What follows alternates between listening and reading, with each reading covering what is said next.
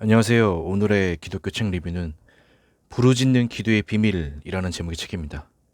제가 이 책을 읽고서 밑줄 친 부분들을 보면서 리뷰를 시작하도록 하겠습니다.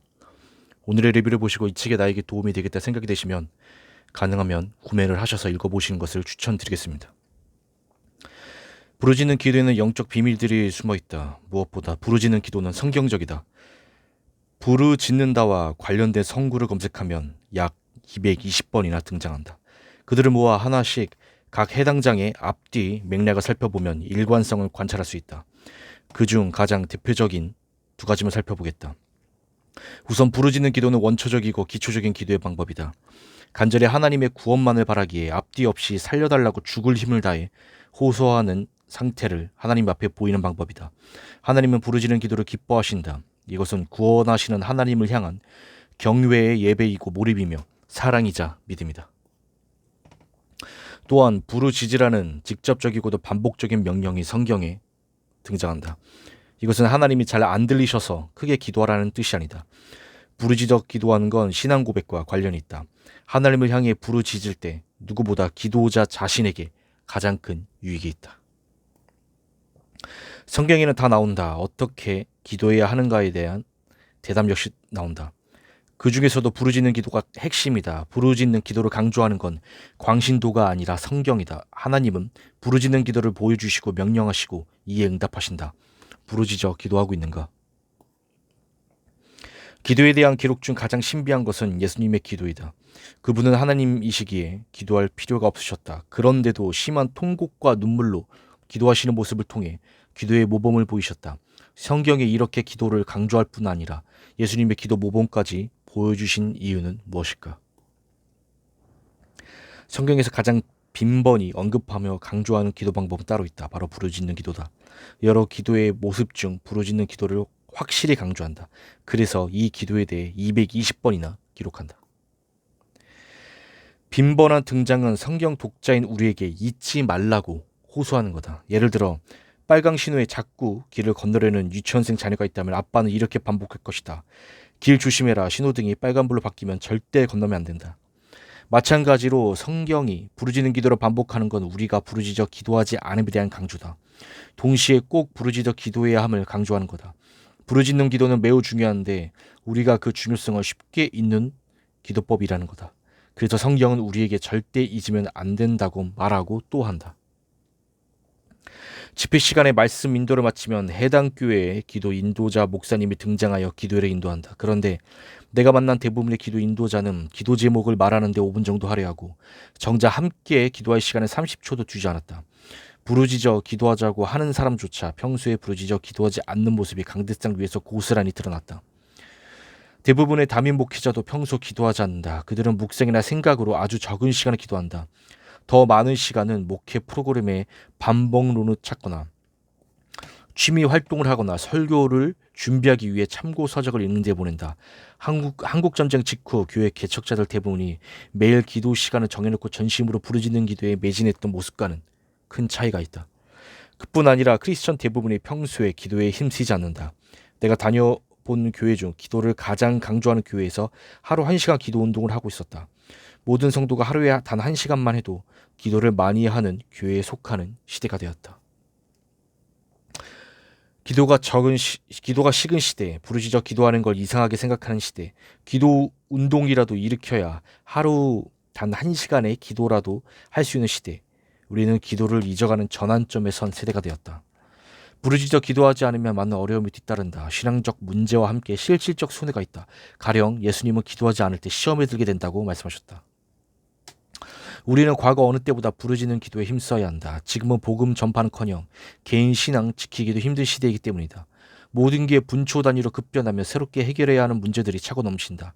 인구는 그새 80억에 육박해 지구 폭발 직전이고 성경을 무시하는 비관론자들에 의한 기술 개발과 지도력 획득은 역사적 특이점을 향해 치닫고 있다. 21세기는 과거 어느 시점보다도 기도를 회복하고 기도에 전념해야 할 때다. 우리에게는 성경이 가장 빈번히 강조하는 이 부르짖는 기도를 되찾아야 하는 역사적 소명이 있다.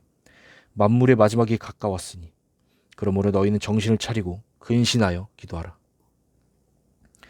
평소에 기도해야 한다는 거였다. 그 자리에 있던 김 목사님은 평소 개인 기도 시간을 거의 갖지 않는 사람 같았다. 부르짖어 기도하는 일과는 거리가 먼 사람이었다. 기도에 익숙하지 않은 사람에게 기도의 능력이란 그저 남의 이야기다. 예수님의 이름으로 기도하면 귀신도 쫓겨나간다라는 건 그에게는 단지 문자적 지식일 뿐이었다. 그는 부르짖는 기도 5분에 목에 쉴 정도로 기도에 익숙하지 않은 사역자였다. 영적으로도 취약해서 귀신의 거짓말에 쉽게 동요되었다. 능력은 기도와 거리가 먼 사람을 통해서는 나타날 수가 없다. 부르짖는 기도도 비슷하다. 부르짖는 큰 소리는 자신을 위한 것이기도 하다. 하나님이 귀가 어두우셔서 우리가 큰 소리로 기도해야 하는 게 아니다. 우리가 영적으로 저급한 상태라서 큰 소리로 기도해야 한다. 부르짖는 기도로 자신을 깨우고 살려야 한다. 신앙에 대해 잠들어 있는 불신의 심령을 흔들어 깨워야 한다. 감겨 있는 영안을 뜨게 해야 한다. 진리와 거짓을 혼동하며 죽은둥 멈춰버린 뇌력에 충격을 줘야 한다. 내가 들려야 남에게도 들려준다. 내가 살아야 남도 살린다. 부르짖는 기도는 자신을 위한 기도다. 자기 귀에 외치는 강력한 믿음의 촉구다. 로마서는 복음의 편지다. 처음 기록될 당시 편지의 수신자는 불신자가 아니라 신자였다. 이미 예수님을 믿고 따르던 로마 교인이 대상이었다. 그때나 지금이나 복음이 불신자에게만 필요한 게 아님은 진실이다. 복음은 신자에게도 필요하다. 꼭 필요하고 더 필요하다. 그러므로 나는 할 수 있는 대로 로마에 있는 너희에게도 복음을 전하기를 원하노라. 복음의 편지인 로마서에도 부르짖는 기도가 등장한다. 그 중에서도 가장 대표적인 것이 아빠 아버지라고 부르짖는다라는 부분이다. 아빠 아버지라고 부르짖느니라. 예수님은 자연을 가리키시며 염려에 대한 설명을 이어가신다. 공중의 새도 길가 꽃 한 송이도 염려가 없음을 예를 들며 염려 금지를 명령하신다. 예수님은 염려의 뿌리에 하나님 섬김이 아닌 돈 숭배가 있음을 가르쳐 주신다. 염려한다는 건 우리 마음이 우상 숭배 상태라는 것이 뜻이다. 바다에서 목이 말라 바닷물을 마신다고 가정해보자. 그러면 당장 갈증이 해소될지 모르나 이내 염분 때문에 목마름은 더 커질 거다. 그래서 바닷물을 또 마시면 문제는 더 커진다. 갈증 해소가 아닌 갈증 악순환이 시작된다. 염려도 그렇다. 돈을 섬기면 염려가 온다. 그때 만약 돈을 더 구한다 해도 염려 해결은커녕 염려가 더 커지는 악순환에 빠진다. 바닷물 악순환을 끊는 길이 생수를 들이켜는 데 있다면 염려 악순환에서 벗어나는 길은 기도에 있다. 예수님은 염려의 문제를 다루시며 그 해결책도 제시하셨다. 그런즉 너희는 먼저 그의 나라와 그의 의를 구하라. 그리하면 이 모든 것을 너희에게 더하시리라. 예수님은 문제 지적과 동시에 해결안도 주셨다. 염려가 있다면 하나님 나라를 구하는 기도가 해결책이다. 염려 대신 기도하자. 돈 사랑은 염려를 증폭시킬 뿐 해결책이 아니다. 염려는 기도 출발점이다. 처음에는 염려거리 자체로 인해 기도하더라도 기도하다 보면 변한다. 기도의 자리는 거룩하기 때문이다. 기도가 지속되면 성령 하나님께서 어두운 곳에 빛을 비춰주신다. 마음 깊은 곳에 도살인 우상숭배 상태가 바로 염려의 원인이었음이 훤히 드러난다. 그러면 기도자는 자신이 하나님을 온전히 신뢰할 수 없는 마음 상태임을 직면한다. 죄인에게 자기 의를 포기시키고 하나님의 의로 의인으로 만드는 것이 하나님 나라다. 앞서 말했듯 염려로 부르짖어 기도하다 보면 하나님 나라에 대한 기도로 옮겨간다. 결국 염려 기도는 하나님 나라와 하나님의 영광을 드러내게 된다. 믿음의 선진들은 하나같이 별로 대단하지 않았다. 그들은 모두 위기 아파서 그저 하나님께 소리 지르는 원초적 신앙인이었다. 그들은 외쳤고 하나님은 응답하셨다. 한편 기도는 너무 어렵다. E.M. 바운즈 같은 기도의 대가조차 기도가 힘들다고 했다. 생각해보면 모든 좋은 일이 다 그렇다. 애써야 이룬다. 다이어트가 저절로 되었다는 사람을 보았는가? 올림픽 금메달 획득이 노력 없이 되었다는 사람은 성공, 결혼, 육아, 취업, 사업, 인간관계 어느 것 하나 공짜가 없다. 애써야 한다. 기도도 마찬가지다. 그중 기도가 가장 어렵다. 기도는 좋은 것 중에 좋은 것이라서 그렇다. 더욱 힘써야 해낼 수 있는 일이다. 성경도 기도에 힘쓰라 했지 기도가 쉽게 저절로 잘 되는 거라고 가르치지 않는다. 그래서 예수님조차 힘쓰고 애써 기도하시는 모범을 우리에게 보이셨다. 기도는 어려운 일이기에 힘써야 한다. 문제는 우리가 근본적으로 죄성 때문에 기도하기 싫어한다는 거다. 우리는 하나님과 소통하기를 싫어한다. 그래서 기도와 말씀이라는 신앙의 거룩한 방편을 거부한다. 어려워하며 나중으로 미루기를 죽기 직전까지 한다. 죽기 직전에야 비로소 기도한다. 우리는 그 정도로 기도하기를 혐오한다. 그러나 기도의 책무를 피할 수 있는 크리스천은 없다. 성경이 항상 기도할 것과 쉬지 말고 기도할 것을 말씀하기 때문이다. 크리스천에게 기도는 필수임을 성경에 명령들이 보여준다. 우리는 기도를 피할 수 없을 뿐더러 그럴 핑계를 댈 수도 없다. 기도해야만 한다는 것 성경이 없어지지 않는 한 변함없는 사실이다. 그래서 우리는 공고하다. 절대 해야 할 일을 결코 하기 싫어하는 모습에 괴로워하는 바울처럼. 이런 우리의 마음 상태를 하나님이 잘 아신다. 예수님은 기도의 중요성을 인지하고도 행할 수 없는 육신의 한계로부터 우리를 구원하신다. 노자의 말처럼 철회길도 한 걸음부터다. 기도의 가장 쉬운 출발점이 부르짖는 기도다. 하나님은 부르짖는 기도를 우리에게 주셨다. 따로 배우거나 연습할 필요가 없는 인간의 본성에 장착된 기능. 엄마 배에서 나오면서부터 할 수 있는 울음. 누구나 쉽게 언제라도 할 수 있는 부르짖음을 기도의 기초이자 핵심으로 주셨다. 기도가 어려운 우리에게 하나님은 쉬운 출발점을 주셨다. 기도의 쉬운 내용도 주셨는데 바로 염려다. 염려는 부르짖음의 쉬운 내용이다. 아무것도 염려하지 말고 다만 모든 일에 기도와 간구로 너희 구할 것을 감사함으로 하나님께 아뢰라. 성경은 염려와 기도를 연결한다. 기도의 출발점에 선 우리에게 염려는 기도 제목이다. 이건 역시 하나님의 선물과 같다. 기도는 어려워도 염려는 누구나 하는 쉬운 일이다. 염려는 기도의 기회다. 하나님께서 기도를 싫어하고 어려워하는 우리에게 주신 기도 시작의 은혜다. 그림자가 빛을 암시하듯 염려라는 어두움은 기도를 시작하게 하는 빛과 같다. 성경 신봉자인 크리스천에게 염려란 곧 기도를 의미한다. 염려를 피할 수 없는 건 기도를 피할 수 없는 것과 같다. 기도는 하나님과의 대화이다. 그런데 그분은 아무나 대화할 수 있는 만만한 상대는 아니시다. 높고 강하시며 심지어 창조주시다. 가령 직장을 떠올려보라. 대기업 신입사원이 갑자기 그룹의 회장님과 개인 대화를 하고 싶다면 무엇부터 해야 할까? 직장 사수인 김대림에게 부탁하면 대화할 수 있을까? 아니다. 아마도 어려울 것이다. 그러나 만약 그가 회장님의 아들이라면 대화를 위해 무엇을 해야 할까? 아마 따로 할 일은 없을 것이다. 그저 카톡 하나 보내면 될 것이다. 아빠 잠깐 시간 돼? 존대조차 필요 없다. 마찬가지다. 하느님과의 대화인 기도는 하느님과 내가 어떤 관계인가가 가장 중요하다. 그분과 아무 관계없이 사는 사람은 대화하기 위해 무엇을 해야 할지 오리무중일 것이다. 하지만 만약 그가 아들이라면 그저 말만 걸면 된다. 지나친 말이 아니다. 성경에 증거하는 내용이다. 예수님을 구원자로 믿는 사람에게는 하나님과 부자지간, 부녀지간이라는 관계가 새롭게 주어진다. 특권이 생긴다. 영접하는 자, 곧 그 이름을 믿는 자들에게는 하나님의 자녀가 되는 권세를 주셨으니 자녀가 되는 권세, 이것은 하나님과 대화, 기도할 수 있는 관계임을 내포한다. 그날에는 너희가 아무것도 내게 묻지 아니하리라. 내가 진실로 진실로 너희에게 이르노니 너희가 무엇이든지 아버지께 구하는 것을 내 이름으로 주시니라. 지금까지는 너희가 내 이름으로 아무것도 구하지 아니하였으나 구하라. 그래야면 받으리니 너희 기쁨이 충만하니라. 신입사원이라도 그가 회장 아들이라면 회장과의 대화에 어려움이 없다. 우리 역시 하나님의 자녀라면 창조주께 나아가는 일에 전혀 두려움이 없다. 언제 어디서나 아빠라고 부를 수 있고 무엇이든 요청할 수도 있다. 아빠와 자녀와의 관계인데 아빠 거긴 괜찮겠는가? 크라쪼 앞에서 말이다. 자식이 소리치며 우는데 가만히 있을 아빠가 어디 있는가? 그가 사장이든 회장이든 아니면 대통령이라도 움직이지 않겠는가? 지금 자식이 소리치며 살려달라고 외치는데 어떻게 주목하지 않겠는가? 자식에게 아빠가 몇 명이라고 그것을 무시하겠는가?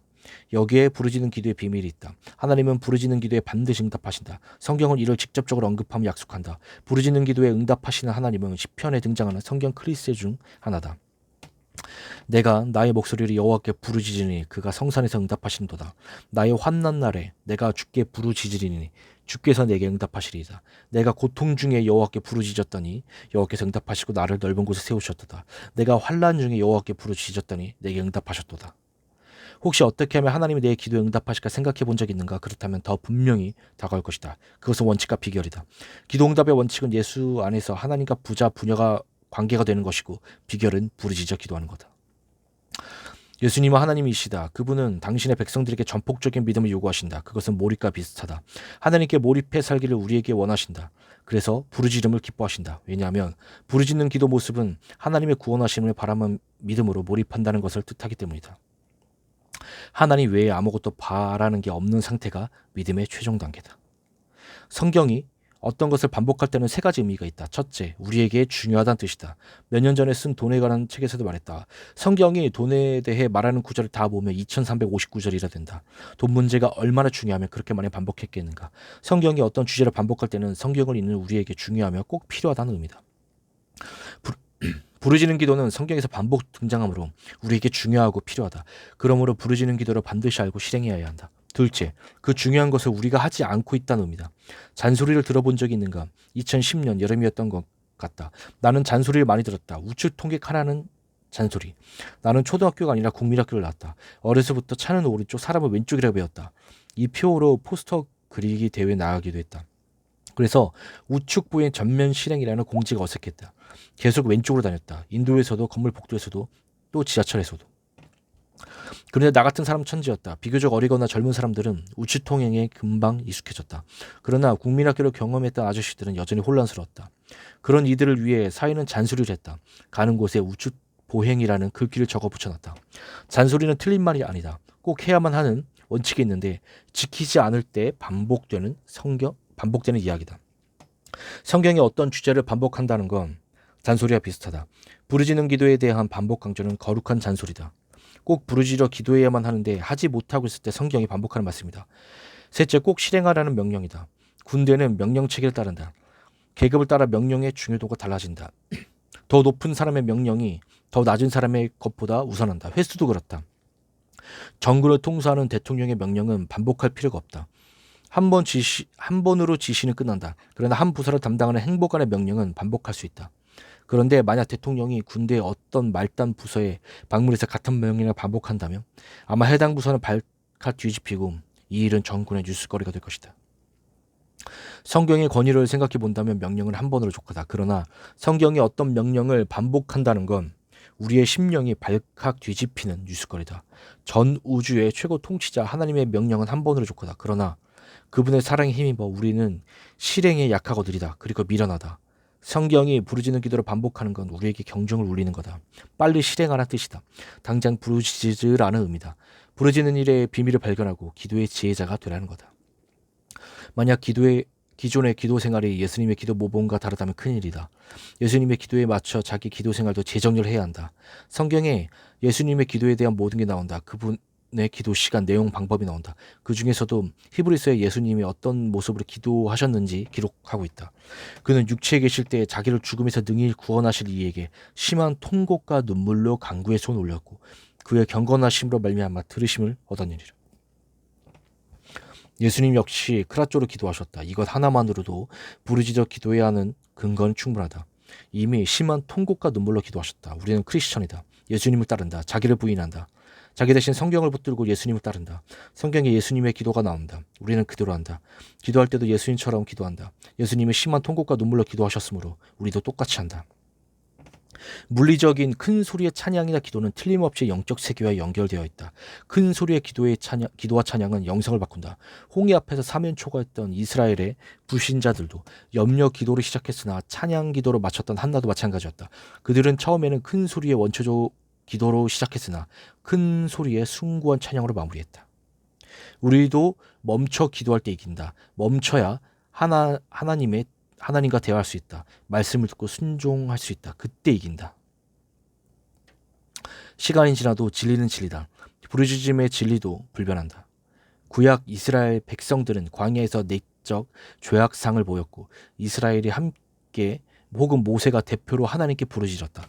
영적 이스라엘로 연결된 우리도 그들과 같은 모습으로 하나님께 나아가고 있다. 내적 죄악상에 대해 스스로 부르짖거나 우리 안에서 성령 하나님께서 대신 부르짖고 계신다. 우상숭배란 하나님 외에 다른 것을 하나님처럼 의지하는 태도로 말한다. 이는 적극적으로는 보이는 형상을 자신들이 임의로 만들어서 신처럼 받들어 경배하는 행위로 나타난다. 동시에 소극적으로는 어떤 문제에 봉착했을 때 하나님보다 개인의 능력을 더 의지하는 표현으로 나타난다. 이때 우상숭배는 주로 원망이라는 형태로 표현된다. 인간 아빠조차 자식의 부르짖음 앞에서 즉시 응답한다면 하늘 아빠는 어떠시겠는가?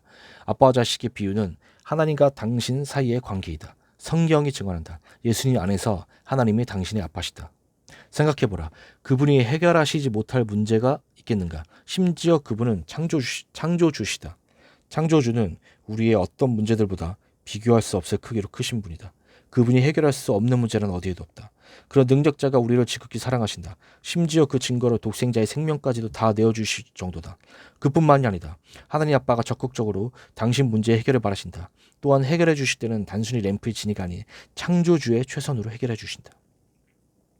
그분에게는 작은 문제일지언정 그냥 지나치시지 않는다. 그분은 자식들의 문제를 사랑의 크기만큼이나 상세히 간섭하신다. 심지어 주님은 우리에게 하루 먹을 양식조차 구하라 하셨다. 그러므로 너희는 이렇게 기도하라. 하늘에 계신 아버지여, 오늘 우리에게 일용할 양식을 주옵시고. 그분은 우리의 아주 작은 것조차 해결해 주기를 원하시는 선한 아빠시다. 우리가 직면한 모든 문제를 하길 원하시며 그분을 의지하는 걸 기뻐하신다. 달라고 구하기 전부터 주님은 하늘아빠에게 구하라고 하시며 그것이 우리의 기쁨이 될 거라고 말씀하실 정도다. 지금까지는 너희가 내 이름으로 아무것도 구하지 아니하였으나 구하라 그리하면 받으리니 너희 기쁨이 충만하니라. 사랑하면 공감한다. 자식의 기쁨이 곧 아빠의 기쁨이 된다. 내 힘으로는 문제 해결이 안 돼요. 도와주세요. 라고 부르짖어보라. 하늘아빠는 반드시 응답하신다. 모든 문제를 해결해 주시기 원하시는 그분이 우리에게 구하라고 명령하셨다. 예수 안에서 그분의 이름으로 구하면 주시겠다고 약속하셨다. 부르짖는다고 다 기도가 아니다. 부르짖으면 누구나 할 수 있는 외적 표현이다. 중요한 건 그 중심이다.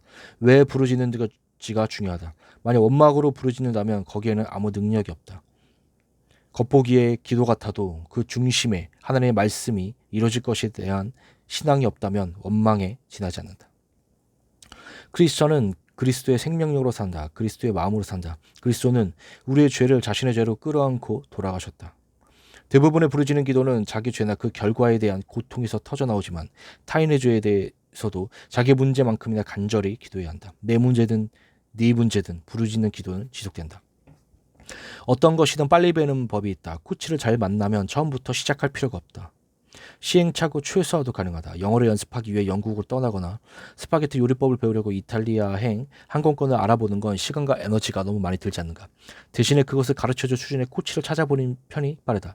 요즘은 사람 찾기가 쉽다. 해당 분야의 전문가들이 인터넷에 각자의 이력과 재능을 공개한다. 찾아보고 연락해서 계약하면 단기 속성 코스가 가능하다. 그러나 이 방법으로 안 되는 게 있다. 일정 수준 이상의 마스터가 되는 거다. 아마추어나 취미가 아닌 프로가 되는 건 접근법이 다르다. 한 분야의 고수가 되려면 코치 이상의 스승이 필요하다. 줄곧 따라다니면서 그 존재 자체를 빨아들여야 도달할 수 있는 대상 말이다. 하나님 나라, 천국에 합당한 자가 되는 건 배워서 될 일이거나 혹은 인간 스승이 가르칠 수 있는 것도 아니다. 천국은 아마추어의 세계가 아니기에 배우기는 불가능한 수준이다. 수준이 너무 높다. 무려 하나님 수준이다. 천국에 합당한 자가 되는 건 인간의 존재가 뒤집혀야만 가능하다. 이성과 감성과 지성과 영성, 그야말로 전 존재가 새 것으로 다시 태어나듯 뒤바뀌어야 한다. 인간은 누구도 스스로 천국에 합당한 자가 될 수 없다. 하나님이 천국에 합당하도록 만들어 주셔야 한다. 천국의 주인이신 창조주 하나님께서는 천국에 합당한 자가 되는 길을 준비하여 우리에게 은혜를 주셨다. 그 길은 예수님이시다. 천국은 의로운 자들의 것이다. 그런데 천국에 합당한 의란 인간의 의가 아니다. 천국은 하나님의 의로 들어가는 나라다. 천국 시민권 획득을 위해 하나님께서 직접 하나님의 의를 준비해 주셨다. 그분이 예수님이시다. 하나님이 죄를 알지도 못하신 이를 우리를 대신하여 죄로 삼으신 것은 우리를 하여금 그 안에서 하나님의 의가 되려 하심이라. 천국은 배워서 갈 수 있는 곳이 아니다.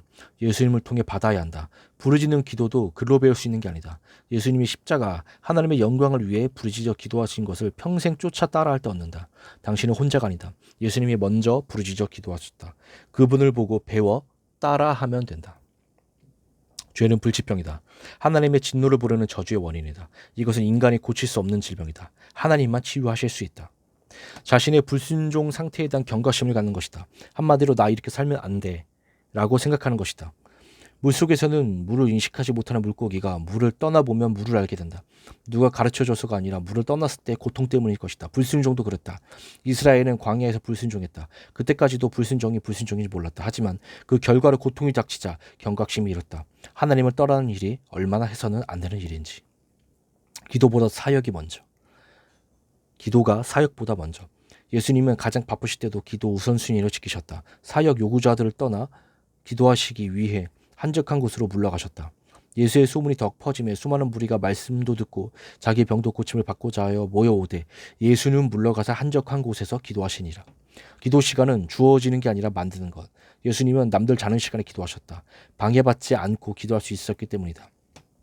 새벽 아직 밝기도 전에 예수께서 일어나 나가 한적한 곳으로 가사 거기서 기도하시더니 시몬과 및 그와 함께 있는 자들이 예수의 뒤를 따라가 만나서 이르되 모든 사람이 주를 찾나이다. 기도는 기분이 아니라 루틴을 따라하는 거야. 예수님에게는 기도 시간과 장소가 있었다. 그분은 기분이나 필요가 아니라 습관을 따라 기도하셨다. 예수께서 나가사 습관을 따라 감람산에 가시며 제자들도 따라갔더니 기도 방해 요소는 억지로라도 물리칠 것. 오병이어 사건 직후였다. 군중은 열광했지만 예수님은 그들을 억지로 흩으셨다. 제자들을 재촉하시고 사라지셨다. 홀로 기도하시기 위험했다. 예수께서 즉시 제자들을 재촉하사 자기가 무리를 보내는 동안에 배를 타고 앞서 건너편으로 가게 하시고 무리를 보내신 후에 기도하러 따로 산에 올라가시니라. 저물매 혼자 거기 계시더니. 성경에서 부르짖는 기도를 검색해 보면 더 와닿는다. 성경은 부르짖어 기도하라는 명령투성이 책이다. 부르짖는 기도는 하나님이 싸우시도록 물러나는 행위다. 기도의 후방에서 전방의 승리를 목격하는 거다. 무려 하나님이 직접 싸우시는 역사의 중심에서. 하나님 나라는 예수님과 함께 자기 죄에 죽은 자들의 땅이다. 자기 노력으로 싸워서는 얻을 수 없는 곳이다. 다만 하나님의 말씀에 순종하는 싸움으로 침노당하는 곳이다. 세례 요한의 때부터 지금까지 천국은 침노를 당하나니 침노하는 자는 빼앗느니라. 하나님 나라는 빼앗김을 당하기로 작정된 곳이다. 곧 가나안과 같다. 빼앗는 자들이 차지하는 나라다. 믿음의 싸움을 통해 하나님이 싸우시기 뒤로 물러나는 사람들이 침노하는 나라다. 여호수아의 군대를 통해서도 성경은 우리의 불신과 불순종의 상태를 고발한다. 우리의 믿음은 너무 초라하다. 고작해야 패배 앞에서 울부짖는 수준이다. 믿음이 너무 작다. 승리가 선물로 주어졌더니 금세 하나님을 등지던 구약 백성들과 같은 수준이다. 그래서 승리 전이나 후나 계속 기도해야 한다. 성경에는 힘이 있다. 성경은 창조주의 호흡이며 주인대로 되찾아 구원에 이르게 하기에 충분한 지식을 담은 책이다. 그러나 소리로 귀에 들려야 그 힘이 나타난다. 만약 읽지 않고 그저 품고만 다닌다면 종이 묶음에 불과하다. 성경에 아무리 능력이 있어도 베고 자는 데만 쓴다면 무용하다. 성경의 힘을 읽을 때 현실화한다. 소리는 보이지 않는 것을 보이는 것으로 바꾸는 힘이 있다. 사랑과 비슷하다. 마음에 존재하는 사랑도 표현할 때 가셔야 된다. 성경 말씀도 그렇다. 눈에 들어올 뿐 아니라 소리로 귀에 들려야 사람의 존재가 바뀐다. 성경적 삶을 사는 것을 보여준 것만으로는 복음도 실제화되지 않는다. 말씀을 소리로 들려줘야 사람이 복음화된다. 복음도 실제화되려면 소리가 필요하다. 부르짖는 기도도 일종의 소리다. 말씀에 근거하는 큰 목소리다. 이에 능력이 있다. 반복되는 낭독이 결혼을 이뤘다면 반복되는 부르짖음은 더 큰 일도 이룰 것이다. 특히 기도자의 마음이 경향성을 바꿔 다른 행동을 만들어낸다. 부르짖는 소리에 맞춰 사람이 바뀐다. 크리스천은 예수님의 표대사만 달려가는 경주자들과 같다. 하나님의 말씀에 약속된 구원으로 출발해서 그에 합당한 열매를 맺어가며 그리스도의 장성한 분량까지 자라난다. 믿음의 성장은 제한이 없다. 죽는 날까지 지속해야 하는 성장이다. 표대가 무려 그리스도시다. 큰 소리로 기도함으로 신앙 성장을 요구하고 영적 전쟁의 승리를 경험한 후에는 조용한 기도가 필요하다. 이것은 듣는 시간이기도 하다. 출애굽 백성들은 부르짖은 후에 하나님의 말씀을 듣는 시간이 있었다. 한나도 마찬가지다. 우리에게도 같은 순서다. 부르짖는 후에는 하나님의 성장과 승리를 주신다. 그 다음에는 하나님의 아버지와 나누는 조용한 대화 시간이 필요하다. 이때는 응답을 듣고 그 의미에 대해 질문한다. 또한 기도 응답의 내용을 노래하는 시간이기도 하다. 마찬가지로 크리스천 역시 매일 예수께 집중해야 한다. 그래야 매사에 이긴다. 영적 승리를 위해서는 기도 방법이 필수다. 성경도 기도 반복을 강조한다. 쉬지 말고 기도하라. 항상 기도의 명령은 성경에 14번이나 반복된다. 이것은 예수께 집중하는 탁월한 방법이다. 항상 기도는 하나님과 영적인 문제에 집중하고 우리가 시험에 빠지지 않도록 깨어있는 영성을 주며 하나님의 나라에 우리의 생각을 집중시킨다. 부르짖는 기도는 예수님을 향한 집중을 가져온다. 관역에만 집중하는 선수들처럼 예수님께만 집중하려면 부르짖어야 한다. 온갖 잡생각과 방해 요소를 불처럼 쏟아내는 큰 기도 소리로 진멸해야 한다. 부르짖는 기도는 집중하는 기도다. 예수님께 시선을 고정하려면 기도 반복은 필수다. 집중에 방해 요소를 뛰어넘기 위한 부르짖음을 반복한다. 문제는 반복을 위한 장소 확보다. 이것은 내가 지난 40년간 겪은 문제이기도 하다. 내게 부르짖는 기도의 가장 큰 방해 요소는 장소였다. 기도는 예수께 집중하는 신앙의 훌륭한 반편이다. 개인의 신앙 성장뿐 아니라 더 큰 일도 이루게 한다. 예수께 기도를 집중할 때 그분의 일이 이루어진다. 그리스도인이 개인적인 자격으로 하나님의 일을 증진하고 그리스도의 왕국을 발전시키기 위해 기도만큼 많은 일을 할 수 있는 방법은 없습니다. 부르짖어 기도하라고 명령하는 성경은 기도 반복 역시 요구한다. 기도를 항상 힘써서 애써서 쉬지 말고 하라고 당부한다. 이상을 종합했을 때 우리의 신앙 업무는 확실해진다. 우리는 부르짖어서 반복 기도함으로 예수님의 일을 이루는 사람들이다. 익숙함은 위험하다. 말씀 전하는 일뿐만이 아니라 기도 반복에도 덫이다. 부르짖는 기도 역시 반복하다 보면 익숙해져 그 가치를 잃어버릴 수 있다. 그저 시간만 채우고 나오는 식의 진정성 없는 기도로 전락할 위험이 있다. 물론 아예 부르짖지 않는 것이나 아주 가끔 부르짖어 기도하는 것도 문제다. 하지만 동시에 계속 부르짖어 기도하는 것도 문제가 될 수 있다. 그것이 너무 익숙해 마음과 분리되어 입술만 움직이는 일상이 되어버리면 기도에도 문제다. 부르짖어 기도하는 자는 시간을 보내러 억지로 앉아있는 노예가 아니다. 그는 성경으로 행하며 개인의 문제 해결과 회복 그리고 회개를 통해하는 심령을 가진 하나님의 자녀다. 당신은 부르짖는 기도가 신앙적이라는 공격 앞에서 일일이 대처할 필요가 없다. 더욱 확신하고 문제를 강력하고 열정적으로 기도로 돌파하라.